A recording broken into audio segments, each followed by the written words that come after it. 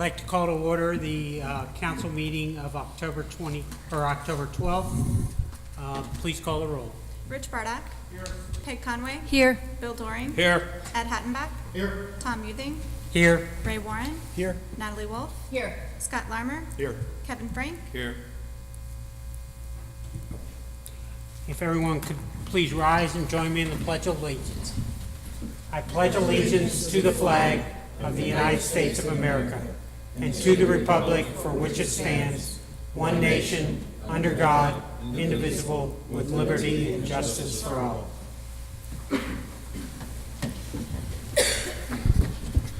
The first item, September 9th, there was one change which is in front of everyone from those minutes. Are there any other changes from the minutes that have been distributed? If there are no other changes, we can consider the minutes approved. Next item on the agenda is our finance report for the month of August 2015. The UAN report has been included in your packet along with a memo that summarizes some of the highlights of the expenses and revenues for the month of August. The earnings tax collections for the month of August totaled $217,000. This is up about 42% from August of 2014, so it was a good collection month for the village. However, we are staying with our trend that we've seen most of the year, that the collection of earnings tax overall has been down. So at this point, it's down about 4% compared to last year. The earnings tax collection estimate for 2015 is $2.8 million. So far, we've collected $1.9 million. So 70% of the earnings tax has already been collected year to date. The village did receive its allocation of the property tax. So we took in $457,000 of real estate and property taxes during the month of August. And the local government fund netted about $4,500 to bring us to a total of a little over $54,000 year to date. So to summarize, the revenue for the month of August totaled about $783,000. That was our earnings tax plus our property tax allocation. The revenue estimate for the year is $4.4 million, and we've collected $3.5 million. So we've already collected 79% of our revenue estimate for the year. Expenses for the month of August totaled $676,000, and our budget for the year is $4.3 million, and we have spent so far $2.9 million, which puts us right at spending about 65%. So we are on track with our spending as well. That leaves an unencumbered general fund balance of $4.2 million at the end of August. That concludes my report. Are there any questions for the manager? If not, we will move on to committee reports, and first, the Finance Committee. Thank you, Mayor. First item on my agenda is the second reading of the ordinance number 2015-12, which is to add Chapter 101 and amend Section 9304 of the Municipal Code for Amberley Village regarding municipal income tax. This is the rewrite which has been recommended by which has been legislated by the Ohio Legislature to apply to all communities which have a municipal income tax, from all communities from A to Z.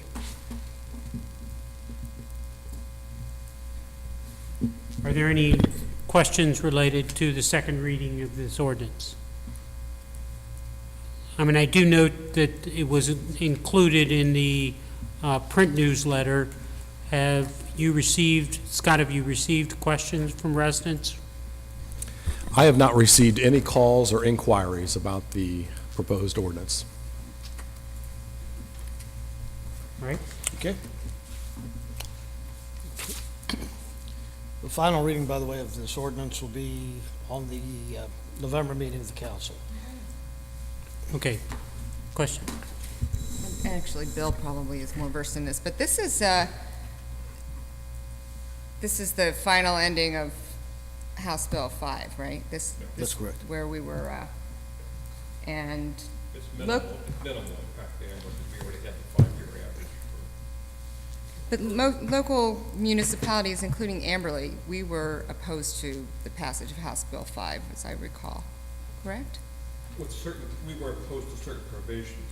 for example, the residency, we oppose that because that will cost us some money because with the new regulations, part-year resident, if there are enough to, if the part-year resident lives in Florida and is now a Florida income or Florida resident, in the past, they would still be liable for that portion while we're here.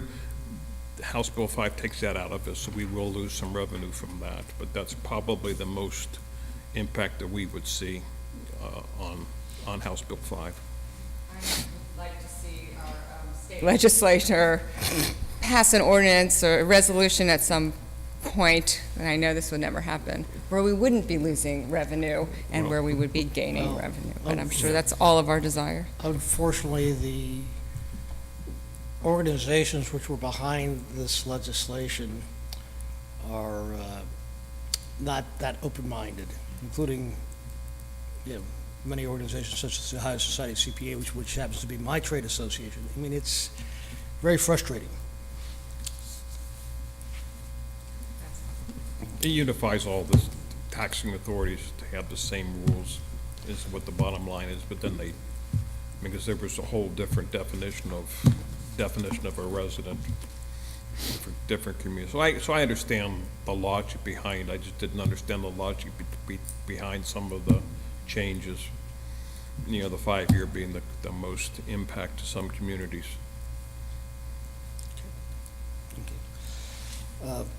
Second item on my agenda is to introduce resolution number 2015-23, which is accepting the amounts and rates as determined by the Budget Commission and authorizing the necessary tax levies and certifying them to the county auditor. So moved? I'll second. Okay. Okay, it has been moved and seconded that we adopt Resolution 2015-23, which accepts the rates determined by the Budget Commission of Hamilton County and adopts those rates for us. Are there any questions or comments? The total revenue which will be generated by the tax levies will be about $2.75 million, of which some of it's $1.8 million is coming from this public safety levy, and the rest is coming from general millage. The seven mills of charter millage. Okay, I do want to stress to, I know council is totally aware of this, but residents that are here or may see this on the video, this again is just a step in the process of our budgeting. Our main budgeting process as far as expenditures and revenues occurs in November, and the Finance Committee will be meeting to go through that budget, and council will also be going through that budget. So this is a bit of a formality, but it is a critical formality of the process. Okay, so it has been moved and seconded that we adopt Resolution 2015-23, accepting the rates and amounts determined by the Budget Commission. All in favor? Aye. Aye. Opposed? Being noted, it passes unanimously. That concludes my report. Thank you. Okay, the next item on the agenda is the Land Development Committee, and I am the chair of the Land Development Committee, and this is just a real quick report. The Land Development Committee is in the midst of a series of meetings to review expressions of interest related to Amberley Green. As we've commented, and I think probably the July, August, and September meetings, this expression of interest was sent out in July. We received submissions at the end of August from 4 parties, and the Land Development Committee is in the process of reviewing the 4 submissions that were received in order for the Land Development Committee to make a recommendation to Council in November on the way forward on development for Amberley Green. The first of those 4 meetings was actually held earlier today, and we have another one tomorrow, I believe at 4 o'clock also, and then there will be 2 at the end of October and then the committee will hopefully be able to make a recommendation to council. This has been part of a process that we've been going through over the last couple years. I think it's been a very informative process that our village manager has led us through. And, hopefully this will put us in a place to really move forward on a critical piece of not only future finances for the village, but, it is by far the largest piece of undeveloped acreage we have in the village, and hopefully we can get to a place where we can create something that is a real asset to the village. That is the report of the Land Development Committee. Any questions or comments? If not, we will move on to the manager's report. Thank you, Mayor. I'd like to point out a couple items from the manager's report. The first item being that the crack filling that has occurred during the month of September. Not a real exciting process for most residents, but from a maintenance standpoint, it's a very critical piece to maintaining the streets. This program prevents the water from getting down to the cracks of the pavement and causing additional damage, because typically when water gets down into the cracks of the pavement, when we have the freezing cycles, you've got that process of freezing and thawing, and you end up with streets that become potholed and cracked further, and then that adds to deterioration of the entire street, which means more money has to be spent in order to replace that street. So this past month, the village spent invested about 12,000 pounds of tar and injected it into the cracks of about 10 streets. When you pulled into the parking lot tonight, you probably saw that the parking lot had been crack sealed as well. It is a very critical piece, and while it doesn't look nice, and we do receive comments from residents from time to time about it, it is a very critical piece of our maintenance program.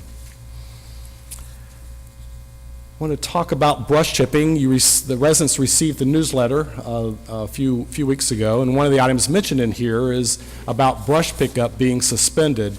We suspend brush pickup during the month of October, November, and December. This is the last week of brush pickup, and we will begin fall leaf pickup next week. So we suspend the brush pickup because of the limited resources that we have in order to do both major programs at the same time.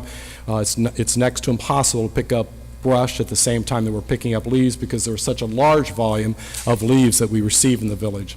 But that will occur. If residents are interested in getting rid of their brush after this week, which is their last week for pickup, they can dispose of the brush with Rumpke. You can either bag it, you can put it in a barrel, or you can actually bundle it and put it into 4-foot strips, and Rumpke will pick it up. So there are other options of getting rid of the brush besides what we do here in the village with the chipping program. And as I mentioned in the newsletter, there's quite a bit of information that's been contained here in the newsletter, and so a couple things I wanted to point out is that not only is it a great source of news, but it's also an excellent value. I'm very appreciative of council wanting us to publish a bi-monthly or semi-annual newsletter each year because it does allow us to communicate directly to the residents, especially for those residents who do not subscribe to our e-news. But it's a very worthwhile tool, and I think the staff, and it's primarily Nicole, but the staff helps build the newsletter, and we're doing this for a little less than $800 a month plus postage. So I think when you see this particular document, the information's contained here, and then you realize that we are able to pull that together. It's a great value, a valuable way to communicate to our residents. And the last thing I want to mention is a situation that I experienced a week ago Friday evening when I was leaving the office. I had the opportunity to observe our police officers involved with a felony or a high-risk traffic stop. And this occurred on Ridge Road adjacent to Amberley Green. So as I was exiting the parking lot here, there was an officer that was in pursuit northbound with sirens and lights. And so after he passed, I traveled northbound only to get stopped up near Amberley Green, and that's where a suspect's car had been detained by one of our officers. And for those of you who are not familiar with felony stops, a felony stop occurs when the police stop a vehicle where they have strong reason to believe that it contains a driver or a passenger that's suspected of committing a serious crime, especially of a nature that would lead the police to believe the suspects might be armed. And that was the situation that I later learned about on Ridge Road.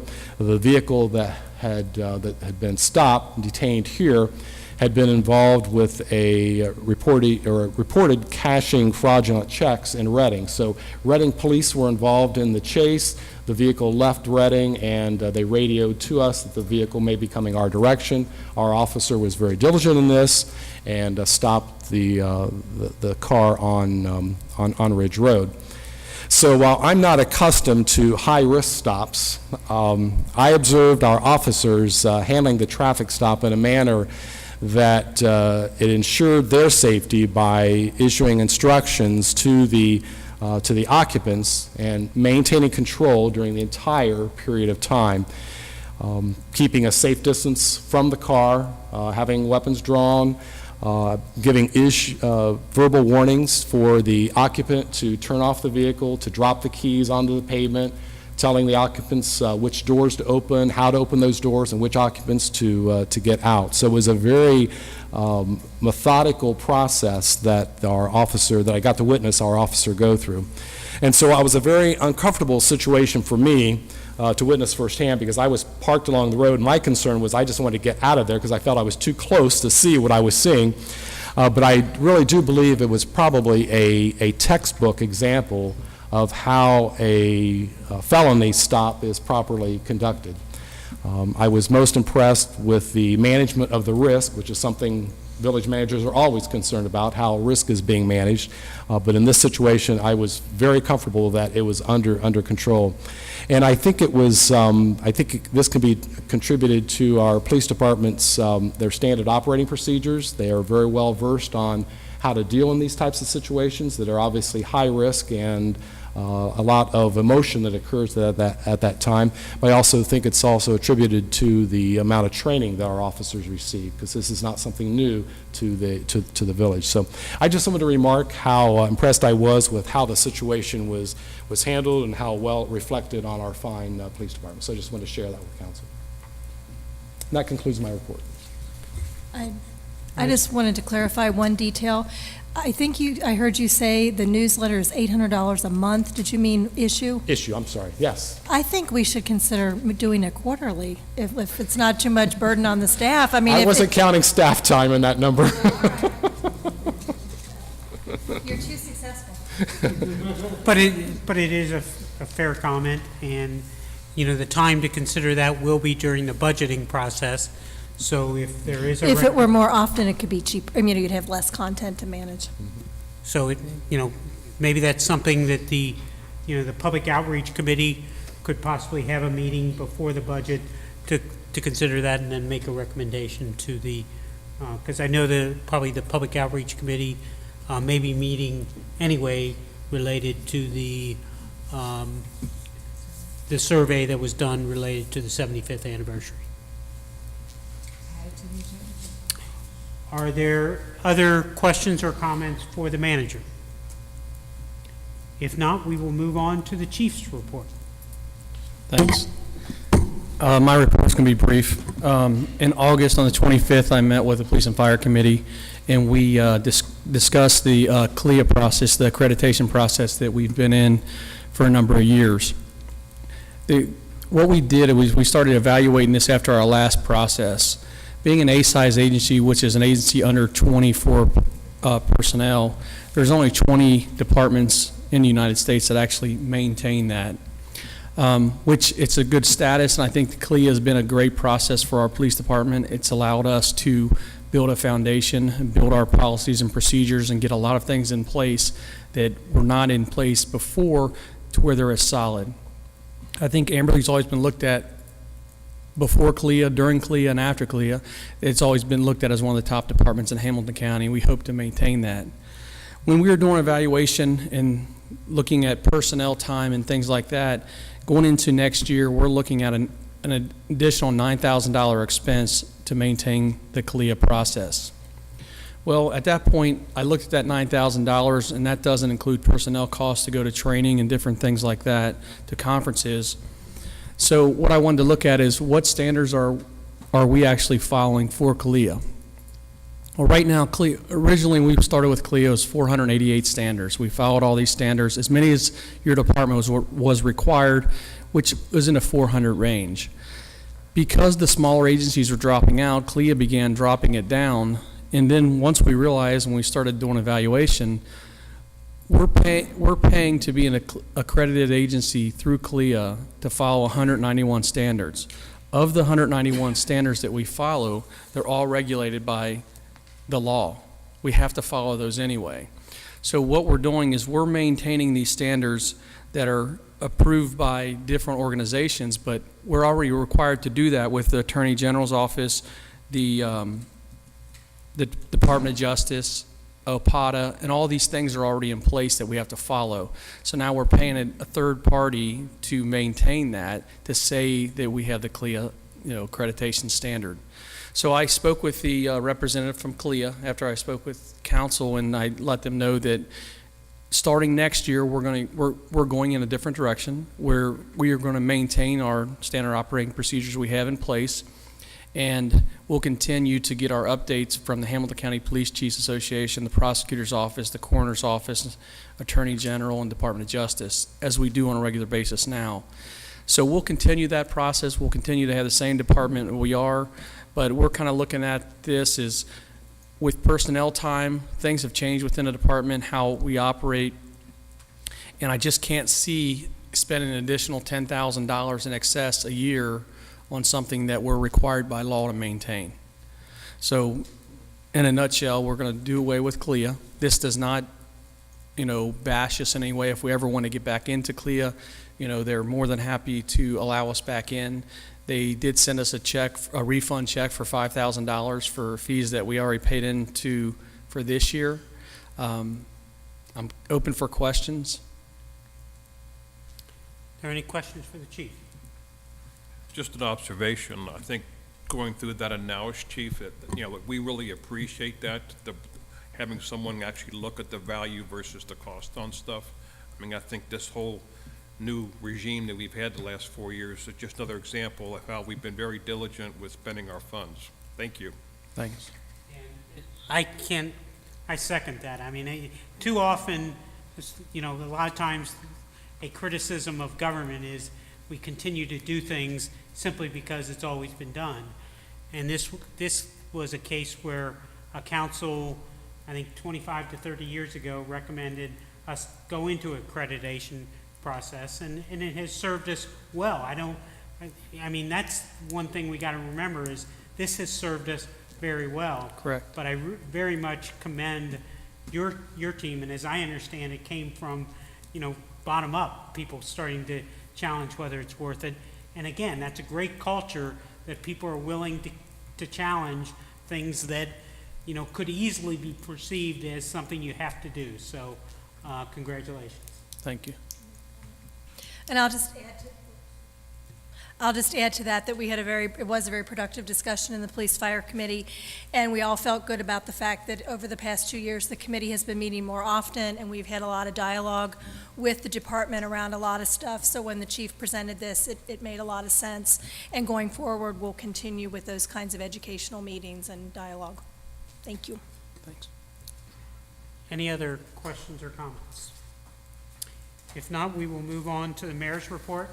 And the only thing I have for the mayor's report is the Environmental Stewardship Committee report, but there are a number of items to report, so it'll still take a few minutes. The fall program for the Environmental Stewardship Committee will take place on Sunday, October 25th, from 1 to 3 p.m. in French Park. And I really encourage residents to try to attend. The Mary Stillpass and the Environmental Stewardship Committee has done a great job putting together what appears to be a great program. It's going to be a creek walk. It's going to start from up at the shelter house, go down to the creek, and walk along the creek. There's going to be representatives from Cincinnati Parks, the Mill Creek Watershed Council, and various experts from Hamilton County admin will give their expertise. Information will include, and this is one that I'm very excited about, the history of French Park, the geology and the wildlife. One of the people from Cincinnati Parks has all the information going back to the first settlers in the area of that area, so I think it'll be very interesting. They're going to talk about the Amberley Creek and how that fits into the watershed in Hamilton County. And then they're going to talk about actions that everyone can take to improve water quality. This is all part of the Environmental Stewardship Committee is trying to focus on the environmental pathway for the We Thrive program, and one of those is water quality. And then a last thing, there will be a demonstration of a water quality test right down by the picnic area by the entrance to the park, where many schools, and in fact, I saw Walnut Hills doing water testing there in the last couple weeks. And this is one of the places where the water quality is very good, but it's very good because it is very close to the headwaters of the creek, and the creek really starts just on the other side of the Rollman Estates development. But it is from 1 to 3, and again, everyone will assemble up at the shelter house at the top of French Park, and I really do think it's going to be a great program. Secondly, on their schedule is this Thursday at 5:30, there will be another session of Adopt a Grove, which is a program that the Environmental Stewardship Committee supports, and this is where groups of volunteers meet down at Amberley Green, and we go out and we do light maintenance on some of the trees at Amberley Green in an effort to kind of ensure that the trees continue to be around. There are some beautiful trees down there that will obviously survive any development down at the green. So this light maintenance program is hopefully leads to the long-term health of the trees. Next, the Taking Root campaign, which is a Hamilton County-wide program, and you will, if you go to the Hamilton County Parks, I know at Sharon Woods, you will see the signs. It's part of a program where they're trying to plant across Hamilton County 2 million trees over the next 10 years as part of reforestation in light of things like the emerald ash borer, and we've seen all the dead ash trees. And all we are asking is if people do plant a tree, go to the Taking Root campaign site, and we will put a connector for that on our website to register your trees as part of the 2 million trees. Next, the Environmental Stewardship Committee completed a mowing policy review for the meadowlands at Amberley Green. As you will recall, back last spring, when we mowed the meadowlands, we had some problems with mowing in a very wet period, and there were ruts developed. The Environmental Stewardship Committee came up with a list of recommendations. Those were adopted by the committee and given to the village manager. And basically, it recognizes that we're maintaining this site ahead of development, so you don't want to do a lot of things.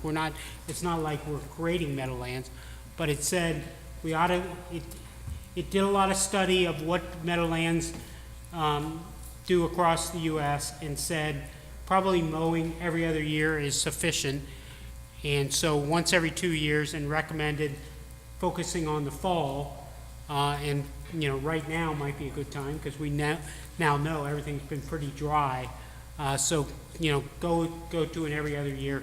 But the village manager has those recommendations, and will use those in coming up with their program. Next, the one-stop drop date for next April. The one-stop drop program is a program that the Environmental Stewardship Committee has sponsored. This will be the fourth one of those. It is a recycling event focused on paper and electronics and another item. And the other item we still need to determine. It will be next April. There's 3 dates under consideration, and in the next month, that date will be announced. But again, we will do paper and electronics recycling for sure. And then finally, the next meeting of the Environmental Stewardship Committee will be a week from tonight at 7 o'clock, and that will be the second last meeting of 2015. There will be a November meeting before the committee ends its 2015 calendar. That concludes my mayor's report. Are there any questions or comments? I only thought of it because you mentioned one-stop drop, and at the last council meeting, Scott, you told us all about the hazardous waste drop-off in Norwood for Hamilton County residents, and I don't know if anybody here on council took advantage of it, but I did, and if they have it again, or if you know anywhere else, I think we should publicize it, highly publicize it. It was so well done, it was so organized. I couldn't tell you the name of where the parking lot where it was, enormous, and the cars just snaked in and out through the cones, and it was like being in Breaking Bad almost when you got up to the front, because the people who took your waste out of the car were dressed in hazardous hazmat suits. Great way to get rid of, I mean, they took everything you don't want and can't and don't know how to get rid of. Really, really good event. And related to that, in the past month, I did attend the Rumpke Recycling Center, and I do thank the Vice Mayor, Councilman Conway, and Councilman Doring for the recommendation. It was a very worthwhile visit to that particular site. So thank you. Gives you appreciation of what the bad things that get put in recycling. It does. And also, I think, the key to being able to recycle more types of things is getting better. The more, if we were absolutely good and not having all that unneeded things in there, they could do more things at that particular site, because it is a well-designed site. That concludes my mayor's report. I know Councilman Bardak has one item for new business. I'd like to remind residents that the Law Committee recently amended a new no solicitation list. The village's solicitation ordinance, initially enacted in 1956 and amended in 1970, has become unenforceable since that time due to the United States Supreme Court and other Ohio court rulings, which have substantially changed the law to limit the village's ability to regulate door-to-door sales. The ordinance amendment provides for a pre-registration process for solicitors managed by the police department and establishes a do not solicit list for residents. Residents wishing to place their address on the do not solicit list should contact the police department at 513-2040. Dispatchers are prepared to take your calls, and only your address will appear on the do not solicit list. Additionally, residents can place a placard that reads, quote, "Do not solicit," on their private property. Since we haven't had a great turnout, I wanted to invite residents to partake in this new do not solicit list. Richard, is there a part of this new or modification of the ordinance? Would it be useful if the village had signage, in terms of,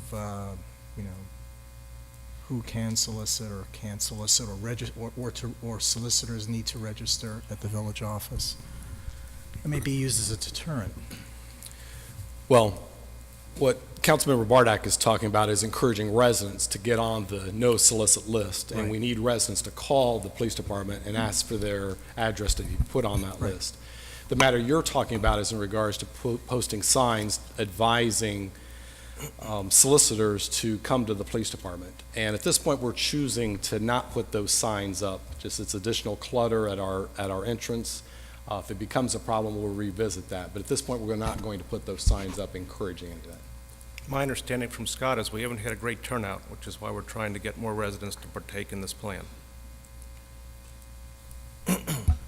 Are there any other questions related to this? If not, are there other items for new business? If not, we can consider the meeting adjourned. Thank you very much.